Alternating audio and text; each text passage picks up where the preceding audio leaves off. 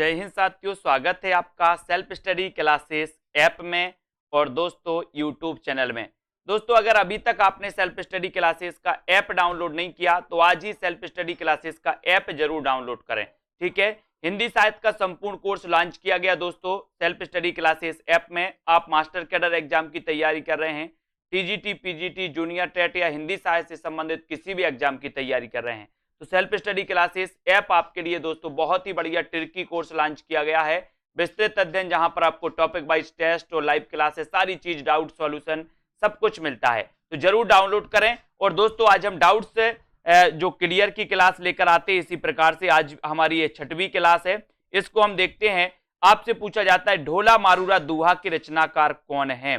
ढोला मारूरा दोहा के रचनाकार कौन है। अब दोस्तों ये डाउट्स नंबर 1, यहां पर आपकी दो चीजें मिलती हैं, एक तो कल्लोल कवि और दूसरा कौशल लाभ। ठीक है, अब दोस्तों क्वेश्चन में आपसे जब पूछा जाता है तो एक ही आता है, या तो कौशल लाभ विकल्प में देगा या कल्लोल कवि देगा। ऐसा क्यों? ऐसा इसलिए है कि सबसे पहले जो मूल रचना थी ढोला मारूरा दोहा वो कल्लोल कवि की थी, लेकिन दोस्तों बाद में कौशल लाभ ने इसमें और भी दोस्तों छंद जोड़े, है ना, कुछ पद और जोड़ दिए इस ढोला मारूरा दोहा में, तो ढोला मारूरा दोहा के रचनाकार कौशल लाभ को माना जाने लगा। लेकिन क्वेश्चन पूछा जाता है तो अपन को उत्तर कैसे लगाना? विकल्प अनुसार, क्योंकि ढोला मारूरा दोहा के रचनाकार कल्लोल कवि भी सही है और कौशल लाभ भी सही है। विकल्प अनुसार अपन को उत्तर कल्लोल कवि और कौशल लाभ लगाना, दोनों एक साथ विकल्प में कभी नहीं आएगा। ठीक है, तो ये डाउट्स नंबर 1 आपका क्लियर। दूसरा क्वेश्चन है दोस्तों, आप यहां पर कलम का जादूगर किसे कहा जाता है, यहां से क्वेश्चन आते हैं और दोस्तों कंफ्यूजन यहां से होता है भयंकर, है ना। अगर ये ऐसे क्वेश्चन आपका आएगा कलम का जादूगर तो आपको याद रख लेना राम वृक्ष बेनीपुरी, ऐसे याद कर लेना। बोले वृक्ष की कलम का जादू, वृक्ष की कलम का जादू, वृक्ष की कलम का जादू, तो कलम का जादूगर अगर आए तो राम वृक्ष बेनीपुरी। लेकिन अगर आपसे पूछा जाए कि कलम का जादूगर तो राम वृक्ष बेनीपुरी, कलम का सिपाही तो लगाना प्रेमचंद, कलम का मजदूर किसे कहा जाता है तो प्रेमचंद, भाषा का जादूगर शिव पूजन सहाय को कहा जाता है, और दोस्तों शब्दों का जादूगर कमलेश्वर, शब्दों का जादूगर कमलेश्वर, और बिंब का जादूगर कहा जाता है केदारनाथ सिंह को। तो डाउट्स क्लियर, कलम का जादूगर राम वृक्ष बेनीपुरी, कलम का सिपाही प्रेमचंद को कहा जाता है। ये जीवनी अलग है दोस्तों, एक कलम का सिपाही जीवनी लिखी थी किसने? अमृत राय ने। कलम का मजदूर जीवनी लिखी थी किसने? मदन गोपाल ने। लेकिन अगर कहा जाता है, ये आपसे पूछा जाए कि कलम का सिपाही किसे कहा जाता है तो आप बताओगे प्रेमचंद को। कलम का मजदूर किसे कहा जाता है तो प्रेमचंद को। भाषा का जादूगर किसे कहा जाता तो शिव पूजन सहाय, शब्दों का जादूगर किसे कहा जाता तो कमलेश्वर, बिंब का जादूगर केदारनाथ सिंह। ठीक है, तो इनको दोस्तों अपन को पढ़ना है, इनको याद करना है। ठीक है, और कलम का जादूगर पूछा गया था तो उत्तर होगा राम वृक्ष बेनीपुरी। क्वेश्चन कैसे भी आपसे पूछ लिया जाए आपको तैयार रहना है। ठीक है, अगला डाउट्स दोस्तों अपना है कवि सम्राट किसे कहा जाता है। दो क्वेश्चन यहां से बनते हैं, कौन कौन से? एक तो आपसे पूछा जाता है उपन्यास सम्राट किसे कहा जाता है, दूसरा क्वेश्चन आपसे पूछा जाता है कवि सम्राट किसे कहा जाता। तो दोनों में डाउट्स होता है कभी कभी। तो उपन्यास सम्राट अगर आपसे पूछा जाए तो आपको लगाना है प्रेमचंद, और अगर कवि सम्राट आपसे पूछा जाए तो आपको लगाना हरिऔध। हरिऔध ने दोस्तों नागरिक प्रचारिणी सभा में निःशुल्क सेवाएं दी थी, इसलिए वहां से इनको कवि सम्राट की उपाधि मिली थी। तो कवि सम्राट हरिऔध और उपन्यास सम्राट प्रेमचंद। बोले हरि चाहें तो कवि को सम्राट बना दें, हरि चाहें तो कवि को सम्राट बना दें, तो हरि से हरिऔध और कवि सम्राट हरिऔध, है ना, उपन्यास सम्राट प्रेमचंद। Doubts clear.